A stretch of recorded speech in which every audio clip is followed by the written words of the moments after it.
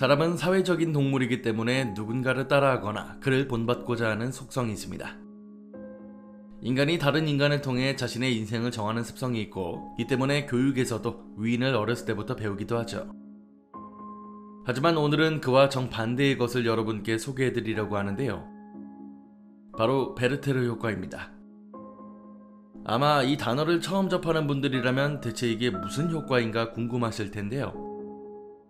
수강하시기 전에 출첵 한 번씩 부탁드립니다. 가시지요.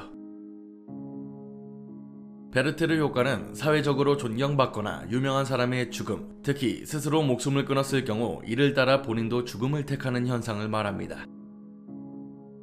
또 다른 이름으로는 모방 자살 효과라고도 부르는 이 현상은 독일의 문학가이자 철학가인 괴테의 소설에서 착안한 이름인데요.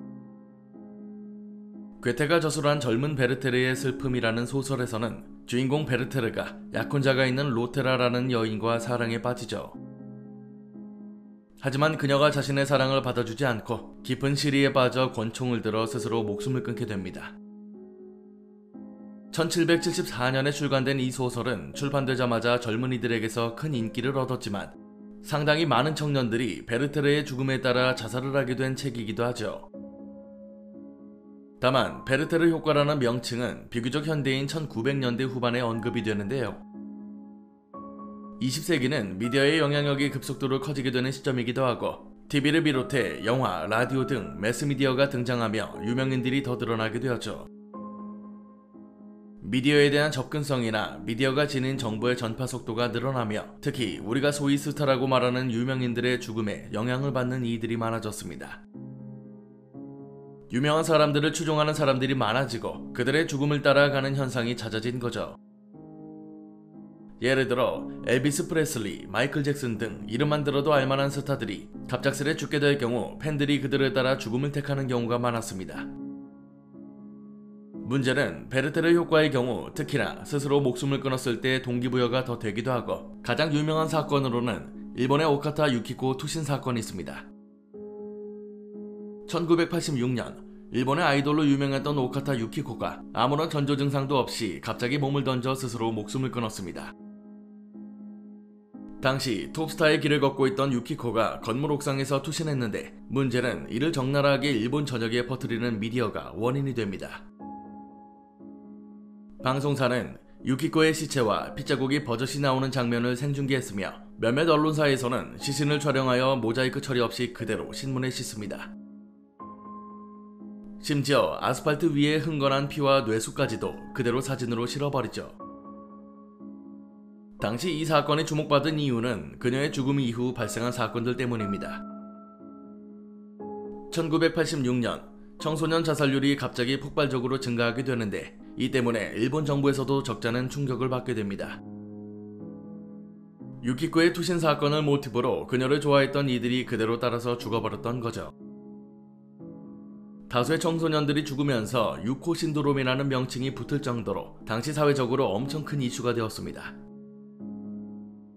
이후 정부 차원에서도 오카타 유키코라는 인물에 대해선 더 이상 언급되지 않도록 금기시하는 일까지 벌어지고, 그녀가 발매하지 못했던 앨범은 14년이 지나서야 나올 수 있었죠. 우리나라에서도 비슷한 일들이 벌어지기도 했는데요. 1996년 가수 김광석 씨가 죽은 이후 똑같은 방법으로 여중생이 죽은 사건도 있었습니다. 고 최진실 배우의 죽음 이후 남동생과 전 남편이 목숨을 끊기도 했고, 샤이니 소속이었던 종현의 죽음 이후 같은 소속사였던 설리의 친한 언니였던 구하라도 스스로 목숨을 끊기도 했습니다. 물론 베르테르 효과가 정말 있는 것인가, 이 현상을 입증할 수 있는가에 대한 의문이 있기도 한데요. 정신건강의학과에서는 유명인의 자살 이후에는 자살 기도자가 늘어난다는 통계가 있습니다. 꼭 자신과 깊게 연관이 있는 사람의 죽음 이후 스스로 목숨을 끊는 사례가 늘어난다는 거죠. 하지만 일각에서는 유명인의 죽음이 다른 이의 죽음에 직접적으로 영향을 줄 수 없다고도 합니다. 다만 가장 유력한 가설에 따르면 유명인의 죽음이 일종의 트리거 역할을 한다고 하는데요. 즉 평소에도 죽음을 택하고 싶었고 정신적으로 온전치 못했던 이가 유명인의 죽음을 보고 이를 따라하게 되는 동기가 된다는 뜻이죠. 특히나 아이돌 팬들이 많은 청소년들이 이에 영향을 받는 경우가 많았습니다. 러시아의 전설적인 가수 빅토르 초이가 사망 후 5명의 팬이 투신했으며 중국의 유명 배우 장국영이 죽은 후 9시간 만에 6명의 팬이 그를 따라 죽었죠. 최근 들어서는 베르테르 효과를 특정 사람을 지칭하는 것이 아닌 장소로 확장하여 보는 시각도 생겼고 대표적으로 자살 명소가 있습니다. 사람들이 많이 죽는 곳에서 생을 마감하는 현상도 베르테르 효과로 본다는 건데요. 대표적인 곳으로 일본 야마나시현에 있는 아오키가하라 수해가 있습니다. 주카이 숲이라고도 불리는 이곳은 CNN이 선정한 세계 7대 괴기 장소로도 유명한데요. 수해라는 뜻은 나무가 바다를 이룰 만큼 넓다는 것을 의미하고 아오키가하라의 면적은 여의도의 10배가량인 약 30km 제곱으로 말 그대로 정말 넓습니다. 해가 보이지 않을 정도로 높은 나무들이 빼곡히 심어져 있고 한번 들어가면 길을 잃어서 죽는다고 할 정도로 엄청 깊기도 하죠. 하지만 아오키가하라가 유명해진 이유는 이곳이 자살 명소로 알려졌기 때문입니다. 1960년 마스모토 세이초가 출간한 소설 파도의 탑이 시작이었죠. 파도의 탑의 줄거리를 보면 주인공인 남자가 휴가를 가서 한 여자를 만나게 됩니다. 그 둘은 뜨거운 사랑에 빠지게 되었지만 여자에게는 남편이 있었죠. 하지만 여자는 빚을 갚기 위해 지금의 남편과 결혼을 했던 것이고 남자와의 사랑은 진실된 사랑으로 그 둘은 비밀에 붙여진 미래를 이어갑니다. 하지만 결국 두려움과 죄책감을 이기지 못하고 여자가 아오키가하라에서 죽음을 택합니다. 문제는 이 책이 발간되고 나서 주카이 숲에서 발견된 시체가 늘어났고 심지어 파도의 탑 책을 베고 죽어있는 시체가 나오기도 했죠. 이렇게 1978년부터 2003년까지 약 1209의 시체가 이곳에서 나옵니다. 이후에도 2004년에는 108구, 2010년에는 247명의 시도자 중 54명이 죽기도 했죠. 약 8년 전에 저도 이곳에 가본 적이 있었는데요. 우리가 한국에서 흔히 볼 수 있는 휴양림처럼 생기긴 했지만 안으로 들어가면 들어갈수록 햇빛을 찾아보기가 어려웠습니다. 게다가 가는 길목마다 잘 닦여진 산책길이 아니고서는 대부분 출입금지 표시가 있었습니다. 그만큼 사람들이 안쪽으로 들어가지 못하도록 관리를 하고 있었는데 그럼에도 불구하고 아직도 사람들이 죽으러 가는 명소로 꼽히기도 하죠. 7년 전에는 전 세계 유명 유튜버가 이곳에 방문했다가 죽은 시체를 발견했고 이걸 그대로 라이브 방송으로 송출해 난리가 났던 적도 있었습니다. 이처럼 흔히 자살 명소로 알려진 곳들은 한국에도 존재합니다. 베르테르 효과를 사실상 입증했다고 할 정도로 유명한 마포대교가 가장 대표적이죠. 마포대교는 20개가 넘는 한강다리 중 자살다리로 유명세를 탄 바 있는데요. 투신 자살 통계 1위라는 불명예를 가지고 있을 만큼 유명한 이유가 있습니다.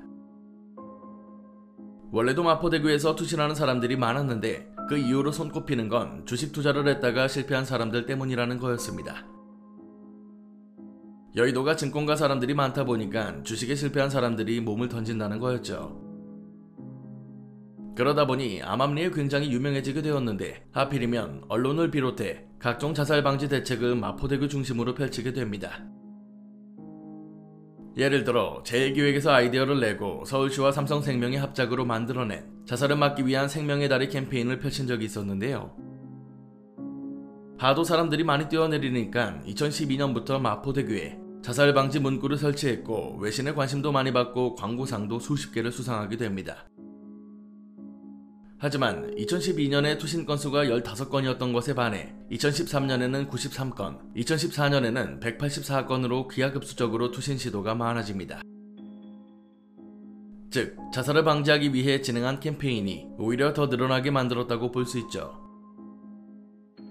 심지어 서울이 아닌 지방에서도 스스로 목숨을 끊기 위해 마포대교를 방문하기도 했습니다. 이 때문에 지금도 마포대교 난간을 높이고 여러 대안을 내놓고 있지만 아직도 투신 시도가 많을 정도로 유명세를 이어가고 있습니다. 오늘 강의에서는 다소 섬뜩하면서도 조금 다루기 어려운 이야기를 소개해드렸는데요. 스스로 목숨을 끊는 사람들이 많다 보니까 최근 들어서는 미디어를 통해 자살이라는 주제를 다룰 경우 엄격한 검수를 받기도 합니다.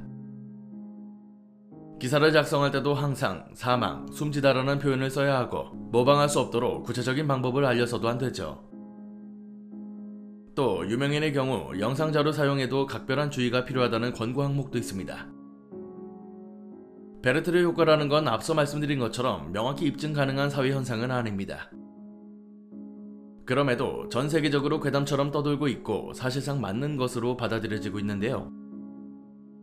굳이 자신의 목숨을 타인의 행동에 따라 결정하는 것은 당연하게도 절대 안 되는 겁니다.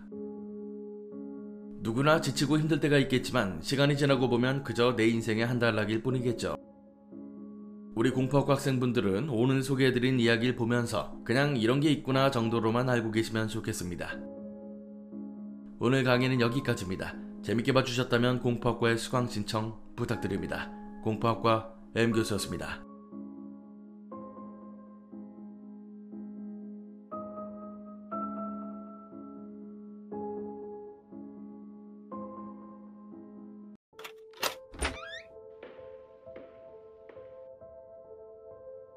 살면서 한 번쯤 성경 속 등장하는 첫 인류 아담과 이브에 대해서 들어보신 적이 있을 겁니다. 창세기 1장 22절과 27절을 보면은 이런 구절이 나옵니다. 하나님이 아담에게서 취하신 갈빗대로 여자를 만드셨다. 하나님이 자신의 형상대로 사람을 창조하시되 남자와 여자를 창조했다. 분명 27절에는 남자와 여자를 창조했다고 나와 있는데 22절에서는 아담의 갈빗대로 여자를 만들었다고 기록되어 있죠.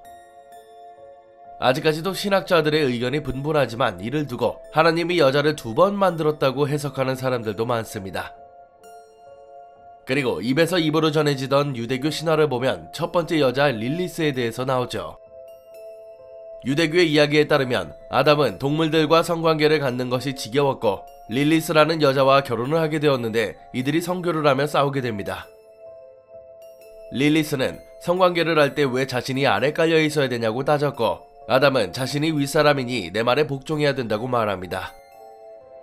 그러자 릴리스는 우리는 둘 다 흙으로 만들어졌기 때문에 동등하며 서로에게 복종할 이유가 없다고 대답하죠. 이를 빌미로 릴리스는 자신을 만든 창조주에게 욕을 퍼부었고 홍해 근처로 달아났는데 이를 아담이 창조주에게 일러 바칩니다. 이에 분노한 신은 3명의 천사를 보내 릴리스를 데려오려고 했지만 릴리스는 아담이 사과하기 전까지 돌아가지 않겠다고 완강하게 버텼죠. 결국 릴리스가 돌아오지 않았고 창조주는 아담의 갈빗대를 이용해 그에게 절대 복종할 여자 이브를 만들었습니다. 그 시각 홍해 근처로 도망친 릴리스는 악마의 우두머리 루시퍼를 만나고 그의 아내가 되어 악마의 자식들을 낳으며 살아갑니다. 이 과정에서 매일 100명이 넘는 자식을 낳았다고 기록되어 있죠. 이에 격분한 창조주가 자신의 말을 듣지 않았다는 벌로 매일 릴리스의 자식을 죽였고 복수심에 불탄 릴리스는 어린아이나 임산부를 괴롭히는 악녀가 되어버렸다는 겁니다. 이 때문에 구약성서 이사야서에서는 릴리스를 밤의 마녀로 기록했죠. 루시퍼의 아내인 릴리스는 결국 악마를 낳는 악마들의 여신으로도 알려져 있습니다.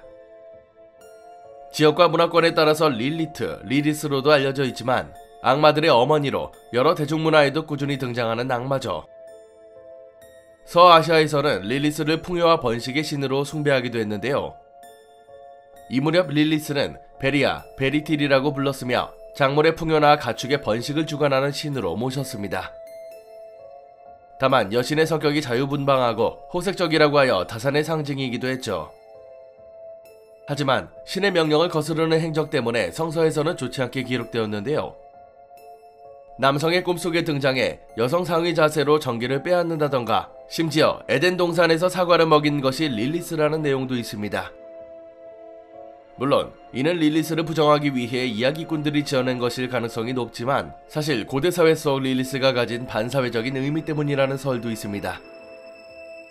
당시만 해도 남존여비 사상이 주를 이루고 있었기 때문에 남성에게 반하는 릴리스라는 존재를 악한 것으로 그려냈다는 주장이죠. 그리고 릴리스가 대중들에게 널리 알려지게 된 계기는 유대 페미니즘 운동이 일어나면서입니다. 1970년대 유대 페미니즘 운동이 시작되었고 유대 신화 속 지배자적인 창조주에 맞서 권리를 투쟁할 릴리스를 활용했기 때문이죠. 당시 신학자들이 릴리스와 관련한 책도 발간하면서 릴리스의 존재감이 더 커졌습니다. 그리고 지금에 이르러서 릴리스는 악마를 탄생시킨 요부이자 사람들을 괴롭히는 악녀로 더 많이 알려져 있고 호색한 캐릭터로 자주 등장합니다. 이전에 소개해드렸던 목마 서큐버스 또한 릴리스가 낳은 악마라고 하며 남성의 정기를 빼내는 악마 또한 릴리스와 연관짓는 경우도 많습니다. 내년에 발매된 디아블로4에서도 릴리트가 등장하는데요. 디아블로, 메피스토, 바알 등 게임 속에 등장하는 악마들을 위해 성역의 어머니 릴리트가 등장한다는 것이 주제라서 더 흥미롭기도 하네요. 오늘 강의는 여기까지입니다. 재밌게 봐주셨다면 공포학과의 수강 신청 부탁드립니다. 공포학과 M교수였습니다.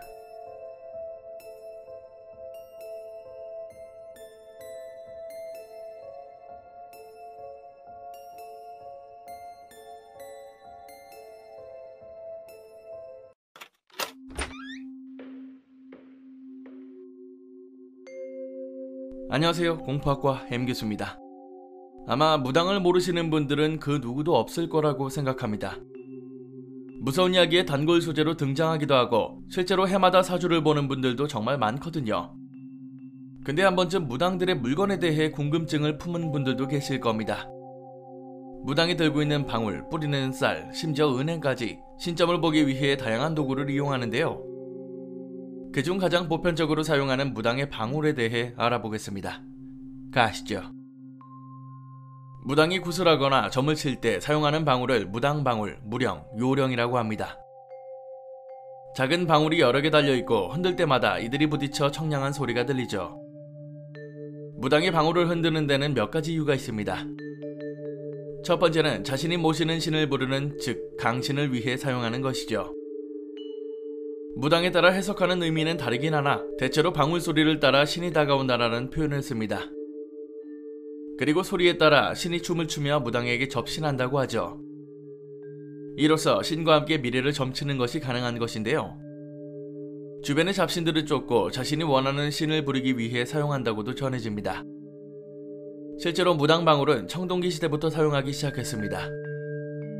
우리나라에서 출토된 방울들은 방울이 8개가 달린 팔출형부터 긴 장대에 큰 방울을 껴서 사용하는 방울까지 이미 오랜 역사를 지니고 있죠. 특이한 건 우리나라에서도 지역별로 방울의 모양새와 쓰임새가 약간 다릅니다. 황해도에서는 방울에 막대가 없고 그냥 가죽끈에 묶어 사용했죠.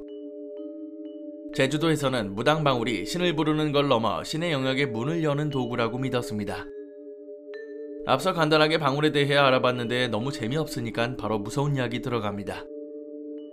아마 아시는 분들도 계시겠지만 무령에는 신비한 힘이 있다고 믿어왔습니다. 무당들이 사용하기 때문에 더욱이 그런 믿음이 생겨났지만 이와 관련해 실력을 높이기 위해 방울에 한 많은 귀신을 가둔다고 하죠. 예전에 영상으로 고독, 연매에 대해 알려드린 적이 있었는데요. 어린아이를 죽지 않을 정도로 굶기다가 거의 죽어갈 정도로 삐쩍 말랐을 때 맛있는 음식으로 아이를 유혹해 대나무통으로 유인합니다. 그리고 번개같이 아이를 죽인 다음 그 혼을 자신이 원하는 물건이나 장소에 심는 것이죠. 보통 이런 이야기를 보면은 그저 괴담이 아니냐는 말을 하지만은 실제로 정말 많았다고 합니다. 심지어 이와 관련한 괴담이 수십 개나 전해져 내려올 정도니까요. 특히 무당방울에 아이의 원혼을 담는 방법도 자세히 전해져 오는데요. 비슷한 맥락이지만 하루 한 끼 먹기 힘든 가난한 집안에서 아이를 사옵니다.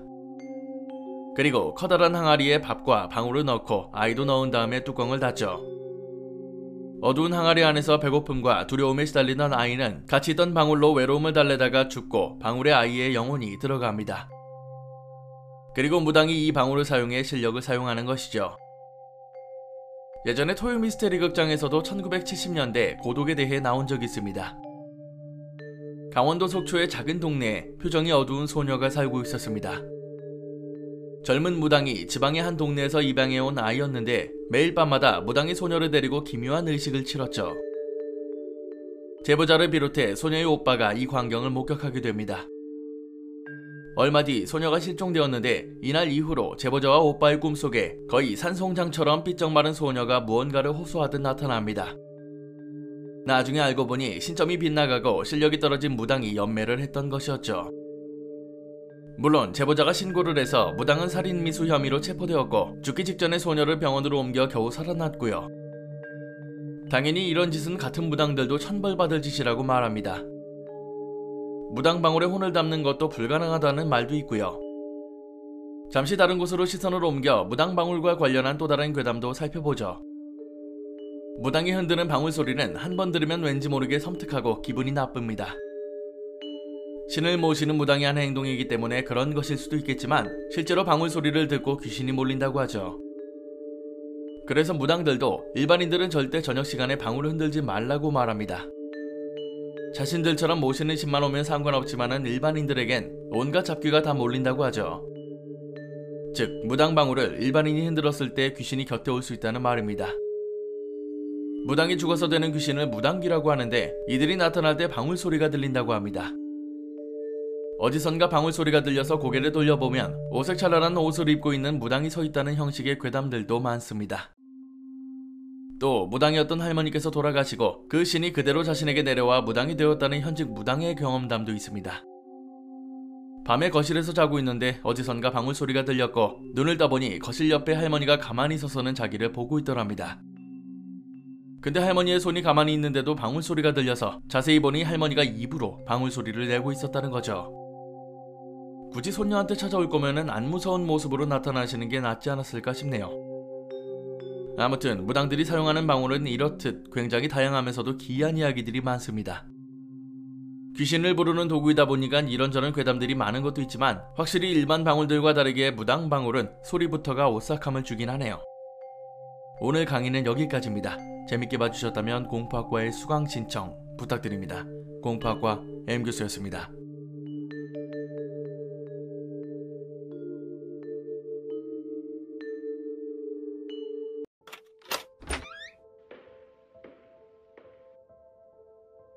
안녕하세요. 공포학과 M교수입니다.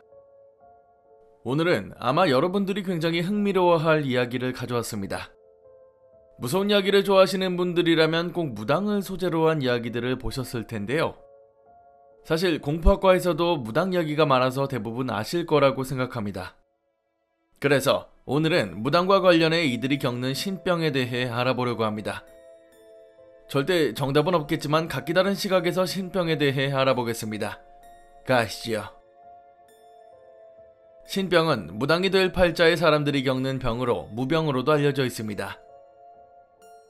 민속신앙에 따르면 신을 모실 준비가 되어 있는 사람, 즉 강신모가 무당이 되기 전에 이유 없이 앓는 병으로 전해져 왔는데요.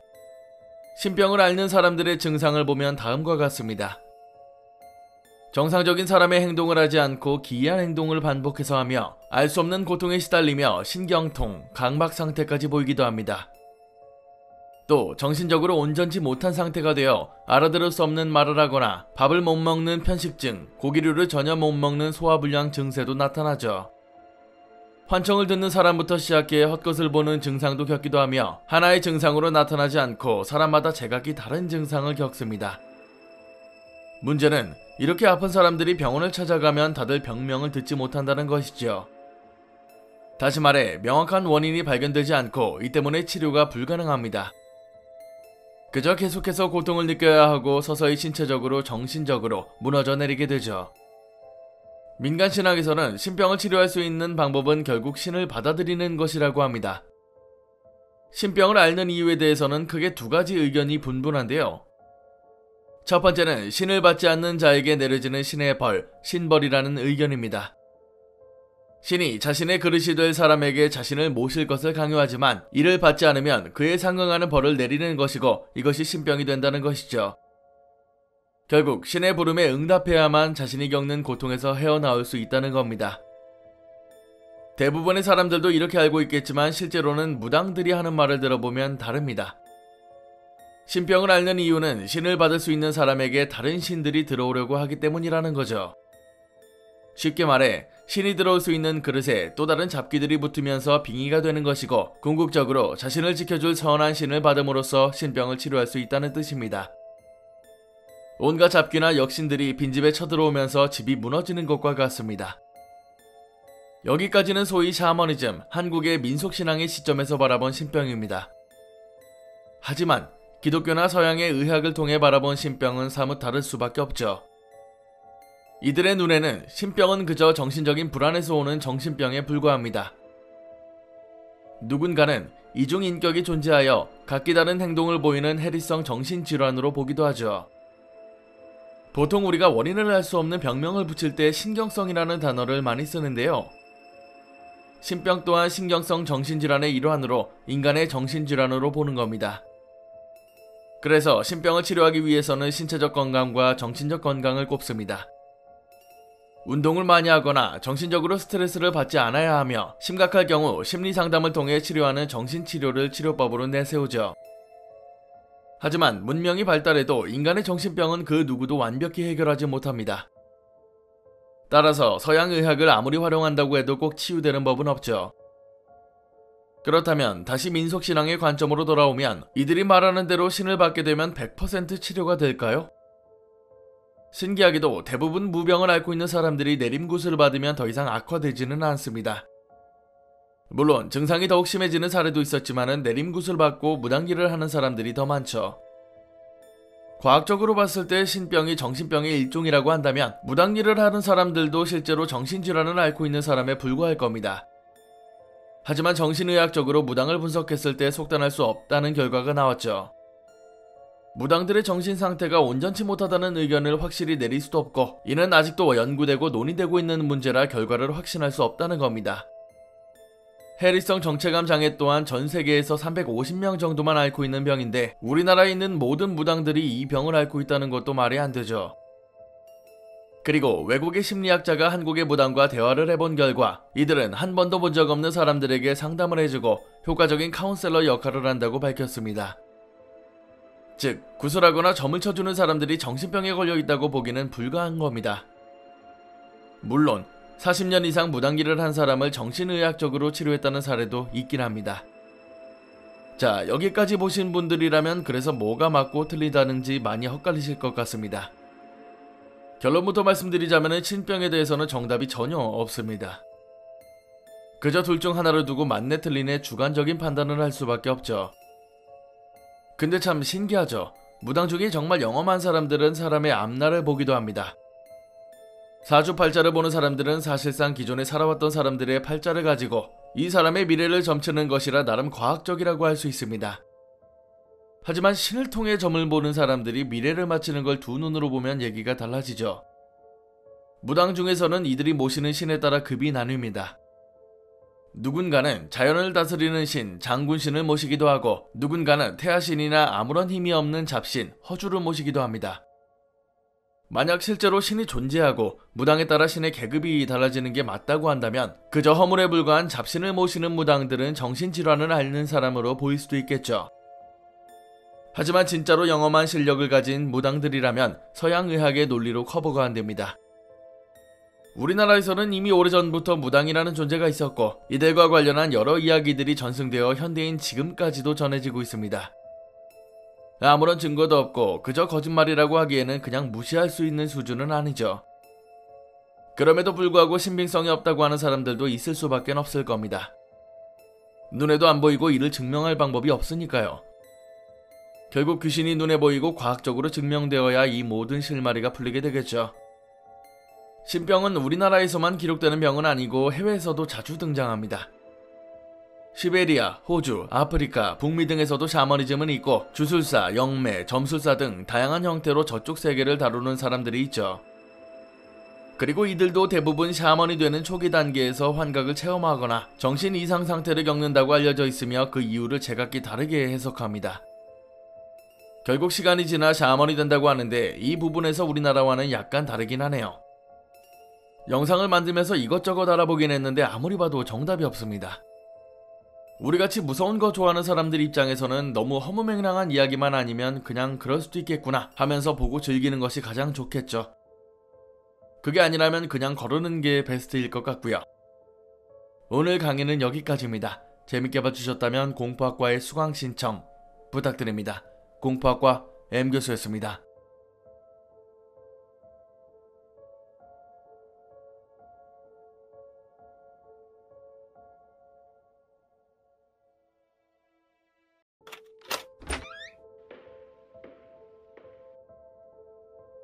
아마 한 번쯤 이 사진을 보신 적이 있을 겁니다.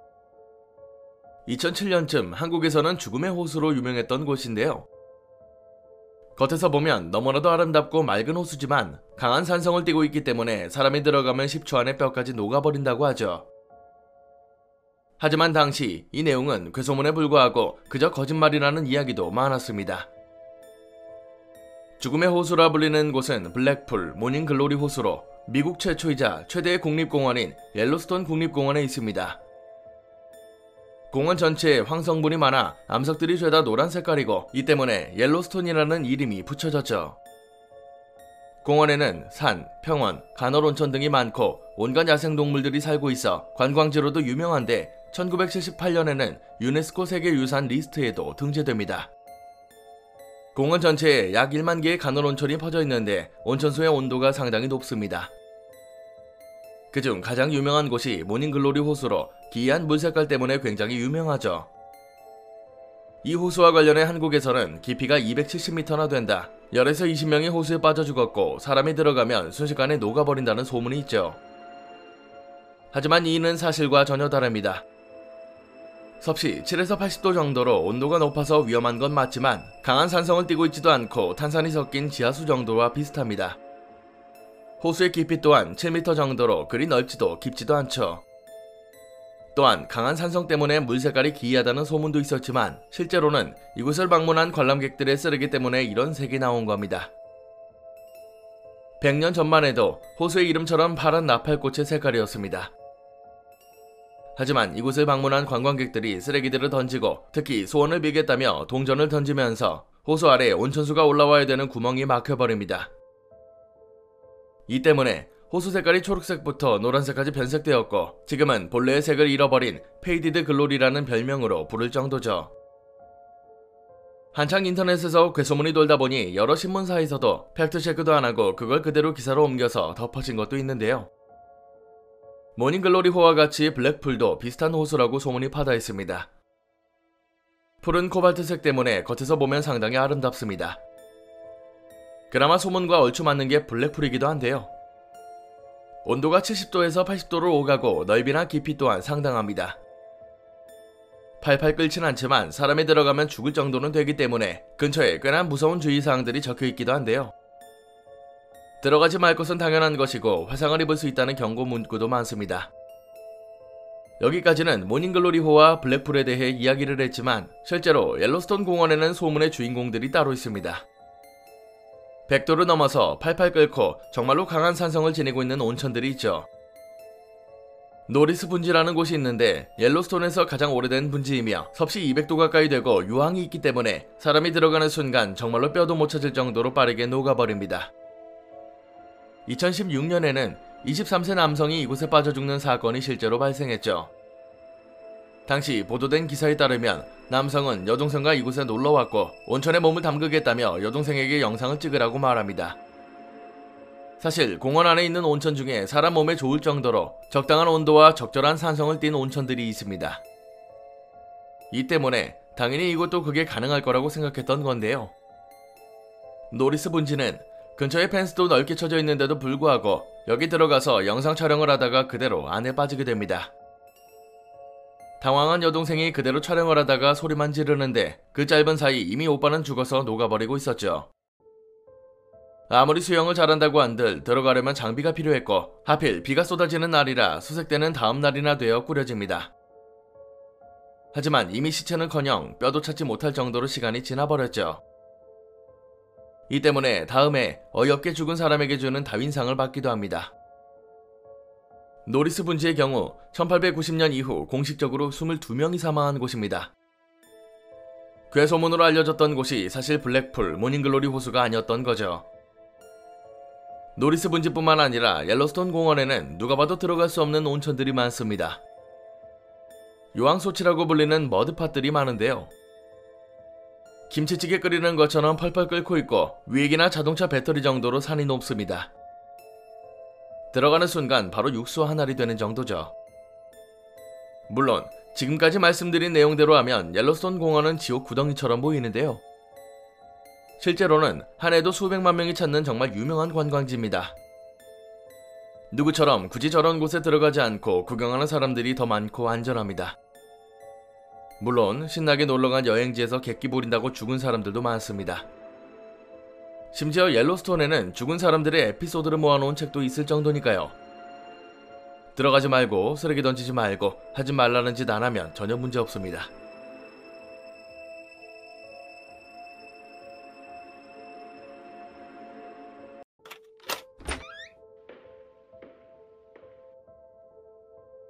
안녕하세요. 공포학과 M교수입니다. 최근에 본인을 마니또라고 소개하시는 분이 재밌는 이야기 하나를 보내주셨습니다. 기존 영상들과 달리 무서운 이야기는 아니고 귀신을 보는 것에 관한 이야기인데요. 이번 주제와 관련해서는 여러분과 함께 생각해보고 이야기 나누면 좋을 것 같습니다. 가시죠. 안녕하세요. 저는 도강을 하다가 최근 본격적으로 수강 신청을 하게 된 2, 3학번 학과생입니다. 저는 평생 그 흔한 가위 한번 눌려본 적이 없고 당연히 귀신도 본 적이 없습니다. 하지만 제 주변에는 특이한 이력을 가지고 있는 친구가 한 명 있죠. 그 친구는 귀신을 보지만 동시에 서울의 모 대학교에서 심리학을 전공하고 있는 친구인데 본인이 스스로 귀신을 보는 것에 대해서 이전부터 고민을 많이 했고 정신과 상담을 많이 받는 등 고생도 참 많이 하다가 결국 스스로를 돌아보며 연구를 할 수 있는 심리학과로 진학을 하게 되었습니다.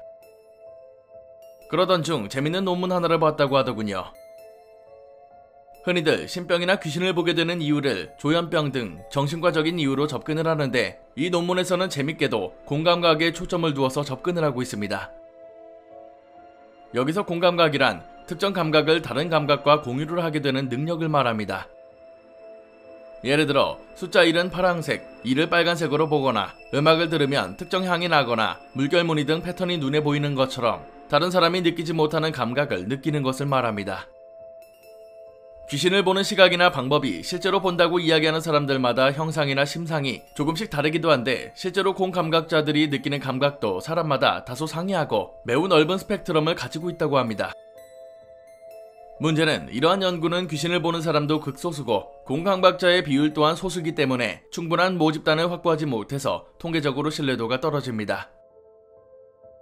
이 때문에 연구가 어렵다는 한계가 있어서 본인도 상당히 아쉬워하는 반응을 보였죠. 공감각 능력에 대해서는 사람이 느낄 수 있는 오감에 모두 작용이 가능하고 복합적으로 이루어지기도 하기 때문에 다양한 시각으로 해석이 가능하다는 장점이 있습니다. 여기서부터는 다양한 사례에 대하여 이러한 기준으로 해석한 경우입니다. 만약 특정 물체에 대해서 시각화 및 촉각화가 이루어지는 공감각자는 무의식적으로 기억의 단편 속에서 가지고 있던 물체의 존재로 인하여 지속적으로 정신적으로 시달리다가 그 물체나 매개체를 제거함으로써 퇴마가 이루어지는 식으로 벗어나게 되는 경우로 해석을 하고 있습니다. 사실 위의 내용은 그저 귀신을 보는 이유에 대해서 새로운 관점을 제시한 것뿐이고 사실 귀신을 보게 되는 이유는 모두가 아시다시피 매우 다양하죠. 밤에 계곡 등 물가에 접근하지 말라는 이야기는 조금만 생각해보면 낮에도 착시나 왜곡으로 인해 유속이나 깊이의 교란이 발생하여 자칫하면 위험할 수 있는 와중에 그것도 밤에 잘 안 보이는데도 접근을 하는 것은 죽으러 가는 것이나 다름없으니까요. 그래서 귀신을 본다는 이 친구도 물귀신의 존재만큼은 인정하고 있지 않고 있습니다. 사고 다발 지역이 산천에서 자주 보이는 것은 이유가 있다고 생각하기 때문인데요. 전형적으로 이과적인 마인드라 실리주의를 가진 사람이 귀신을 보게 되면 생기는 모습을 이 친구가 굉장히 잘 보여주고 있어서 너무나도 신선한 것 같습니다. 실제로 MBTI가 아주 뚜렷한 ISTJ가 나올 정도니까요. 만약에 이번 내용에 흥미가 있으시다면 허락하에 본인의 귀신썰을 이러한 관점에서 풀이한 이야기를 몇 가지 보내보려고 합니다. 다른 분들이나 M교수님께서는 어떻게 바라보실지 모르겠네요. 우선 이분이 보내주신 이야기는 여기까지입니다. 어려서부터 귀신을 봐왔고 숱한 방법으로 이를 해결하려고 했으나 결국 대학교마저 심리학과로 전공하여 연구하신다면 당연히 이야기는 궁금합니다. 본인이 살면서 겪은 이야기들을 보내주시면 공포학과 학생들과 재밌게 공유해보겠습니다. 친구분이 소개해주신 귀신을 보게 되는 이유, 다시 말해 감각이 서로 동시에 교차하며 소위 헛것을 본다는 내용도 상당히 흥미로운데요. 제 개인적인 생각으로는 위 내용은 사실 어느 정도 일리가 있다고 봅니다. 소위 무서운 경험을 했다는 분들의 이야기를 자세히 들여다보면 대부분 명확하고 확실한 귀신의 실체를 보는 분들은 거의 없습니다. 즉, 어느 한 곳을 봤을 때 사람 형체의 비스무리한 것이 눈에 들어왔고 약간의 시간이 지나면서 그게 사람처럼 보이고 나중에는 그것을 뚜렷한 귀신으로 기억하죠. 결국 1차적으로 그것을 봤을 때는 명확하지 않다가 시간이 지나면서 사람의 상상력과 보고자 하는 것으로 탈바꿈 하는 경우가 많다는 겁니다. 인간의 뇌는 불완전한 형상을 완벽하게 하려는 보정 기능을 가지고 있습니다. 내 측두엽에 사람 모습을 연상하는 영역이 있고 분명 사람은 아닌데 이와 비슷한 형상을 띠고 있으면 이를 사람으로 인식하려고 하는 특성인데요. 예를 들면 우리가 흔히 보는 심령사진에서 분명 사람 얼굴이 아닌데 이를 보다 보면 정말로 사람같이 보이게 되어 이를 귀신으로 인식한다는 것이죠. 이러한 관점에서 봤을 때 하나의 감각이 아닌 두 개 이상의 감각이 교차할 때 정상적인 시각이 아니라 뭔가 다른 형체로 인식할 수 있다고 볼 수 있겠죠. 특히 빛이 거의 없는 저녁 산골에서는 사람의 눈에 인식되는 빛이 적고 무언가를 보는 과정에서 머릿속으로 이해할 수 없는 상황이 보일 수도 있습니다. 달빛밖에 없는 강가를 보고 있다가 물 위에서 동그란 물체가 떠다닐 수 있겠죠. 그리고 감각이 겹쳐 제대로 작동하지 않고 동그란 물체를 사람으로 인식한다면 결국 어두운 강 위에 사람 머리가 둥둥 떠다닌다고 착각할 수도 있습니다. 이 순간부터는 공포심이 극에 달하면서 누군가 나를 보고 있다, 나를 따라오고 있다고 판단하게 되어 나중에 일상으로 돌아왔을 때 그날 내가 봤던 것이 귀신이었다 라고 기억하고 사건을 재구성하게 될 겁니다. 이 같은 이야기는 대부분 평소에 귀신을 보지 않았던 사람들한테서 많이 들을 수 있는데요. 어느 한순간에 있었던 일을 본인 스스로가 처음과 끝을 만드는 경우가 많습니다.